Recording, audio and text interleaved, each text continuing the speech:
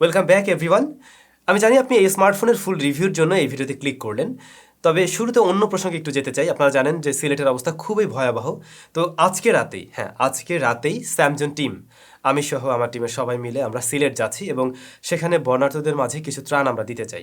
আমাদের তরফ থেকে আমরা 500 পরিবারের জন্য কিছু খাবারের অ্যারেঞ্জ করি, যেগুলো শুকনো খাবার। আজকে আমাদের স্যাম নামে যে পেজটি রয়েছে ফেসবুক, সেখানে আমি লাইভে গিয়েছিলাম, বলছিলাম আপনারাও কিছু হেল্প করুন যদি সম্ভব হয়।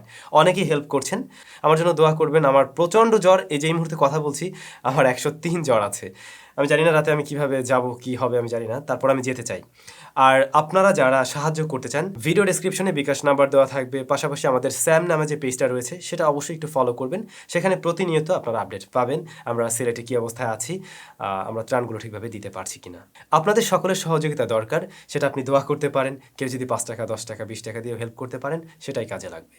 একটা সময় ছিল আমরা 15,000 টাকা বাজেটের স্মার্টফোন কিনতে খুব বেশি স্বাচ্ছন্দ্য বোধ করতাম, বাট রাইট নাও সেটা একটু বেড়ে গিয়ে 20,000 টাকার আশেপাশের স্মার্টফোন কেনার দিকেই বেশি মানুষকে ঝুঁকতে দেখা যায়। এবং আমরা হয়তো সকলেই চাই এরকম বাজেটে এমন একটা স্মার্টফোন আমি কিনবো যার প্রসেসরটা ভালো থাকতে হবে, অর্থাৎ গেমিংয়ে ভালো রেজাল্ট করবে, ডিসপ্লেটা হতে হবে সুপার অ্যামোলেড বা AMOLED panel, full HD plus রেজুলেশনের, আবার ডিজাইনেও সুন্দর হওয়া চাই।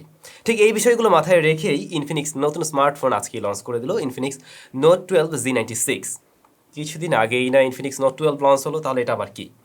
ওই যে নামের শেষে G96, তার মানে প্রসেসর আপগ্রেড পাচ্ছেন। এখানে মিডিয়াটেকেলিও G96 রয়েছে, আর বাকি বিষয়বস্তুগুলো নোট 12-এর মতোই বা সেরকমই। তারপরে কিছু কিছু তফাৎ আছে। তো এই স্মার্টফোনটা G96 দিয়ে এসে কেমন পারফরমেন্স করলো সব কিছু জানবো আজকের ভিডিওতে।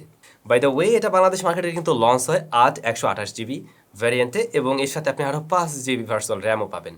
দাম হলো 19,999 টাকা। আমরা বক্স টক্স পাইনি, শুধু এই স্মার্টফোনটি পেয়েছি। বক্স কন্টেন্ট আর দেখাতে পারলাম না।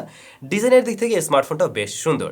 ইনফিনিক্স নোট 12 ওটা যেমন বক্স হিসেবে এসেছিল, এটাও আমরা তেমনটা দেখছি। ইভেন রেয়ার প্যানেলের ডিজাইনও অলমোস্ট কাছাকাছি, জাস্ট আমরা ক্যামেরা মডিউলে একটু ভিন্নতা লক্ষ্য করব। এর রেয়ার প্যানেলও প্লাস্টিকই রয়েছে, যা ফ্রস্টেড গ্লাসের মতো লাগে দেখতে, কিন্তু এতেও স্ক্র্যাচ পড়তে পারে, তাই আপনি কাভার ব্যবহার করবেন। পোর্টস অ্যান্ড বাটনে আমরা রাইট সাইডে দেখবো হোম বাটন, যা ফিজিক্যাল ফিঙ্গারপ্রিন্ট স্ক্যানার হিসেবে কাজ করবে। পজিশন ঠিক আছে এবং এটা বেশ অ্যাকুরেট অ্যান্ড ফাস্ট, প্রত্যেকবারই ঠিকভাবে কাজ করছে। এর উপরে রয়েছে ভলিউম রকার, তারপরে উপরের সাইডে একদমই ক্লিন। লেফট সাইডে থাকছে সিম কার্ড স্লট, নিচে USB type C port, primary microphone, speaker grille and 3.5mm headphone jack. এই স্মার্টফোনে কিন্তু আমরা সেকেন্ডারি নয়েজ ক্যান্সেলেশন মাইকটি পাচ্ছি না। 20,000 টাকার একটা ডিভাইস হিসেবে এই বিষয়টা আমি অবশ্যই আশা করছিলাম। আর স্পিকারের প্রসঙ্গ নিয়ে এখানেই বললে, এটাতে আমরা দুটো স্পিকার পাচ্ছি। এর যে ইয়ারপিস, সেটাও লাউড স্পিকার হিসেবে ব্যবহার হবে, আর নিচে তো একটা থাকছেই। বেশ লাউড সাউন্ড দিতে পারে, বেশ ক্লিয়ারও, যদি কিনা আপনি 85 to 95 পর্যন্ত রাখেন। এর উপরে গেলে মাঝে মধ্যে কিছু সাউন্ড থেকে আমরা ডিস্টরশন পেয়েছি, এমনি সাউন্ড বেশ ক্লিয়ার, বেসটাও মোটামুটি ঠিকঠাক আছে, আর ইয়ারপিসের সাউন্ড আমরা ঠিকই পেয়েছি। সত্যি কথা বলতে গেলে ইনফিনিক্স নোট 12-এর চাইতে আপগ্রেড আমরা লক্ষ্য করবো এখানে পারফরমেন্স সেকশনে বা প্রসেসর সেকশনে। ওই বিষয়টা নিয়ে আমরা বিশদে আলোচনা করতে চাই, বাকি বিষয়গুলো আমি জাস্ট একটু টাচ করে যাচ্ছি। যেমন আমি বলছিলাম, ভালো একটা ডিসপ্লে থাকা চাই। স্মার্টফোনটিতে রয়েছে 6.7 ইঞ্চের অ্যামোলেড প্যানেল, যা ফুল এইচডি প্লাস রেজুলেশনের। এর পিপিআই হলো 393 এবং ভালো ব্রাইটনেস আছে এটাতে, আপনি আউটডোরেও ইজিলি এটা ব্যবহার করতে পারবেন। তবে আমরা যদি হাই রিফ্রেশ রেট পেতাম, ডেফিনেটলি এই ডিসপ্লেটা আরেকটু ভালো জায়গা দখল করতে পারতো। তাহলে আমরা নোট 12-এর চাইতে নোট 12 G96-এ আরেকটু বেটার কিছু পেতাম ডিসপ্লে সেকশনে। বাট এই ডিসপ্লেটা খারাপ না, যথেষ্ট কালারফুল। তবে যথেষ্ট কালারফুল মানে এই না যেটা অ্যাকুরেট কালার দিচ্ছে। এইটা কালারটা একটু বেশি বুস্ট করে, যেন আমার কাছে মনে হয়েছে কালারটা একটু বেশি পাঞ্চি করে ফেলে। বিশেষ করে গ্রিন কালার, রেড কালার, এই কালারগুলোকে মানে ন্যাচারালি যেমন লাগে তার চাইতেও বেশি স্যাচুরেটেড করে ফেলছিল। যে বিষয়টা অনেকের কাছে দেখতে ভালো লাগবে, যারা মানে প্রচুর মুভি টুভি দেখেন, মিডিয়া কনজাম্পশন করে, তাদের ভালো লাগবে, বাট অ্যাকুরেট কালার এটা না। এর বাইরে ডিসপ্লে টাচ রেসপন্স ভালো ছিল, ভিইং অ্যাঙ্গেল ভালো ছিল, কিন্তু ডিসপ্লেতে আমরা দেখব ইউ শেপ নস, যেটা 2022-এ এসে একদমই বেমানান। যদি কোনো সিঙ্গেল পাঁচশোলের মধ্যে রাখা হতো, দেখতে আরও বেশি ভালো লাগতো এই ডিসপ্লেটাই। লোয়ার চিনটা যা আছে ওটা মেনে নেওয়া যায় 20,000 টাকায়। তো ডিসপ্লেটা আশা করছি কালারফুল হওয়ার কারণেই আপনাদের কাছে ভালো লাগবে, যেহেতু অ্যামোলেড প্যানেল অনেকেই চায় আর কি এরকম বাজেটে। সো ওই জায়গা থেকে মেনে নেওয়ার মতো ছিল।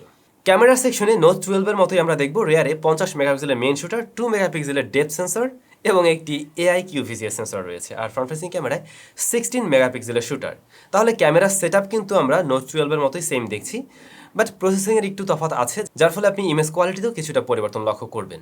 যেমন ডেলাইটের ছবিগুলো আমার কাছে আরেকটু শার্প, আরেকটু ওয়েল ডিটেল মনে হয়েছে। তবে কালার অ্যাকুরেসি ঠিক ছিল না, কালারটা বেশি বুস্ট আপ করছিল। বিশেষ করে এই স্মার্টফোনে দেখলে আপনার কাছে আরেকটু বেশি মনে হবে, বাট আমরা বড় ডিসপ্লেতে যখন নিয়ে দেখছিলাম অন্য ডিসপ্লেতে, তখন মনে হলো হ্যাঁ কিছু কিছু কালার একটু বুস্ট করতে দেখা যায়, লাইক গ্রিন কালার, অরেঞ্জ কালারগুলো একটু বুস্ট করছিল। এছাড়া ডে লাইটে ভালো শার্পনেস ডিটেলস ধরে রাখতে পারছিল। ডাইনামিক রেঞ্জটা আরেকটু বেটার আমি আশা করছিলাম, মানে 20,000 টাকার ফোন হিসেবে।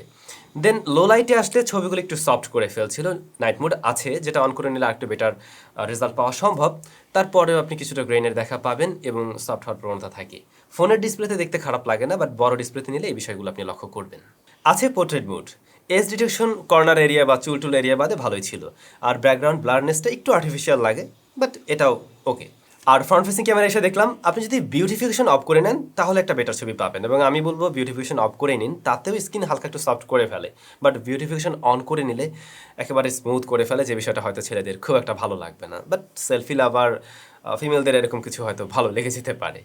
ইনডোরে আর একটু বেশি সফট হচ্ছিল। এছাড়া কালার অ্যাকুরেসি এখানে মোটামুটি আমরা ভালো পেয়েছি। ফোনটার মেইন ক্যামেরায় ভিডিও রেকর্ড করা যাবে সর্বোচ্চ 2K 30 FPS এ। ভিডিও কোয়ালিটি এক প্রকার অ্যাভারেজেই বলা যায়, তবে যদি একদম প্রপার লাইটে নিতে পারেন তাহলে শার্পনেস ডিটেলস ভালো পাবেন, কিন্তু একটু লো লাইটে এর কোয়ালিটি খুব একটা ভালো ছিল না। তো ক্যামেরা সেকশনে এসে আমি এটাই বলবো, আমি এখানে অবশ্যই আলট্রাওয়াইড সেন্সর মিস করছি। 20,000 টাকাতে একটা যখন ফোন আমরা কিনবো তখন আলট্রাওয়াইড সেন্সর অবশ্যই আশা করি, যে বিষয়টা স্মার্টফোনে থাকলে ভালো হতো। আর কালার অ্যাকুরেসির দিকে আরেকটু যদি টুইক করে দেওয়া হতো তাহলে মনে হয় ভালো রেজাল্ট পাওয়া সম্ভব হতো। ফাইনালি কথা বলা যাক স্মার্টফোনটির পারফরমেন্স সেকশন নিয়ে। শুরুতে আমি যেমনটা বলছিলাম, বাংলাদেশ মার্কেটে লঞ্চ হয়েছে 8/128GB ভ্যারিয়েন্টে, সেই সাথে আপনি 5GB ভার্চুয়াল র্যাম ব্যবহার করতে পারবেন। আর প্রসেসর সেকশনে মেরে রেখেলেও G96, যা মূলত 12nm ফ্যাব্রিকেশনে তৈরি করা একটি প্রসেসর। এর গ্রাফিক সেকশনকে পাওয়ার করছে মালি G57MC2। এই প্রসেসরটা বেশ পরীক্ষিত, অলরেডি অনেক স্মার্টফোনের সাথে আমরা ব্যবহার করেছি এবং আমরা জানি এটা গেমিং একটা ভালো রেজাল্ট দেয়। রেগুলার পারফরমেন্স এসে আমরা দেখলাম স্মার্টফোনটা খুব সহজে হ্যান্ডেল করতে পারছিল।